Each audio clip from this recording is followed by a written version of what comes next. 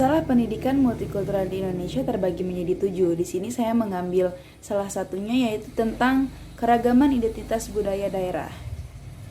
Indonesia merupakan negara yang beraneka ragam suku bangsa, mulai dari bahasa, etnis, agama, serta adat istiadat yang masing-masing di dalamnya memiliki keunikan tersendiri.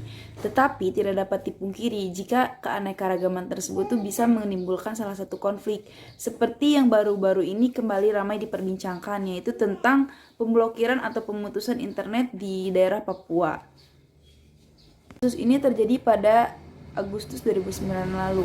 Nah, mengapa sih saya mengambil masalah ini? Yang terpenting kita bisa tahu kronologisnya seperti apa, dan kejadian seperti ini tidak akan terulang kembali. Di dalamnya kita juga akan mengetahui siapa saja sih yang terlibat, terus apa sih peran pemerintah, dan kebijakan seperti apa yang pemerintah ambil sehingga menimbulkan konflik seperti ini. Serta kita akan mencari solusinya, seperti apa sih solusinya untuk masalah seperti ini. Oke, seperti yang saya baca di CNN.com, kronologi pemblokiran internet ini saat itu akibat aksi rasialisme di salah satu asrama Papua di Surabaya, tepatnya di Jawa Timur, pada Agustus 2019 lalu. Saat itu ratusan massa meneriaki mahasiswa asal Papua yang berada di dalam asrama dengan kata-kata yang memang tidak layak diungkapkan gitu ya, kata-kata binatang. Aksi kericuhan ini terus-menerus terjadi di Papua, di bumi cendrawasih tersebut. Akibatnya menurut pemerintah Jokowi banyak beredar berita hoax atau berita bohong. Nah, pemerintah melakukan upaya pemblokiran atau pembatasan internet ini untuk mencegah tersebarnya berita-berita bohong. Yang mulanya pemerintah melakukan pelambatan akses internet di beberapa daerah pada 19 Agustus 2019 lalu. Kebijakan tersebut dijalankan hanya melalui siaran pers. Kemudian, pada tanggal 21 Agustus, pemerintah resmi melakukan pemblokiran selama 2 pekan.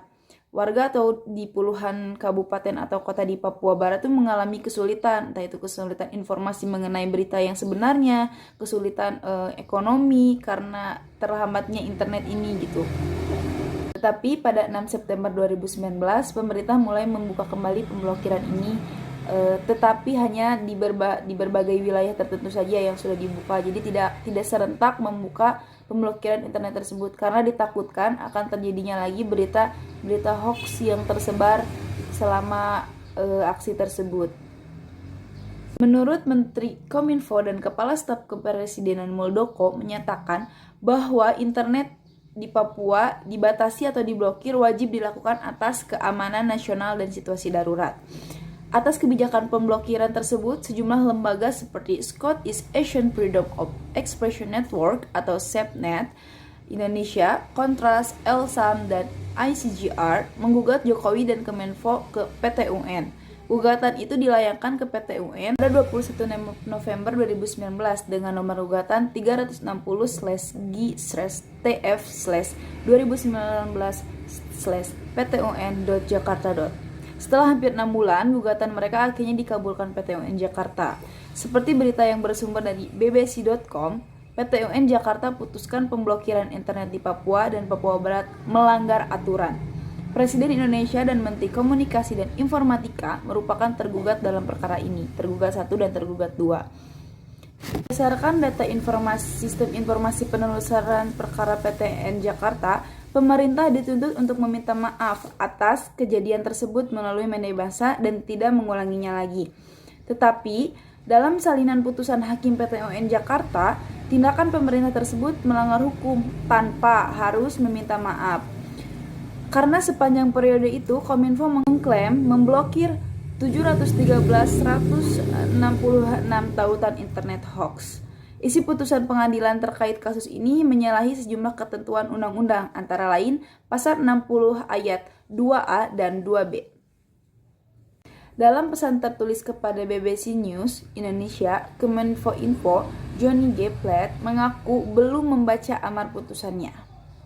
Seperti yang terkutip di bawah ini. Dia menegaskan menghargai keputusan pengadilan dan akan berbicara dengan jaksa pengacara negara untuk menentukan langkah hukum selanjutnya. Untuk solusinya tersendiri dari masalah ini yaitu yang pertama, kita tidak boleh gampang terprovokasi oleh orang dan mencari tahu kebenarannya seperti apa. Karena kasus pemblokiran ini asal mulanya itu terjadi karena kasus rasialisme di Surabaya, di salah satu asrama putra Papua. Nah, pemerintah juga harus lebih mempertimbangkan kebijakan-kebijakan yang diambil. Apa sih dampak positif dan negatifnya jika kebijakan tersebut diambil?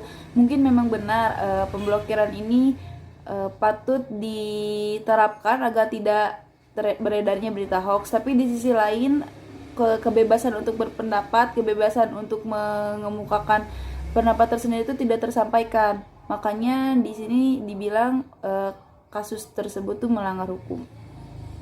Dan dari masyarakatnya sendiri harus lebih tahu mana berita bohong, mana berita yang fakta, harus lebih memfilter berita-berita yang masuk. Jangan langsung, oh ini benar seperti ini, oh ini benar seperti ini. Seperti itu. Sekian yang bisa saya sampaikan. Mohon maaf bila ada salah-salah kata. Semoga kejadian seperti ini tidak terulang lagi di kemudian hari. Assalamualaikum warahmatullahi wabarakatuh.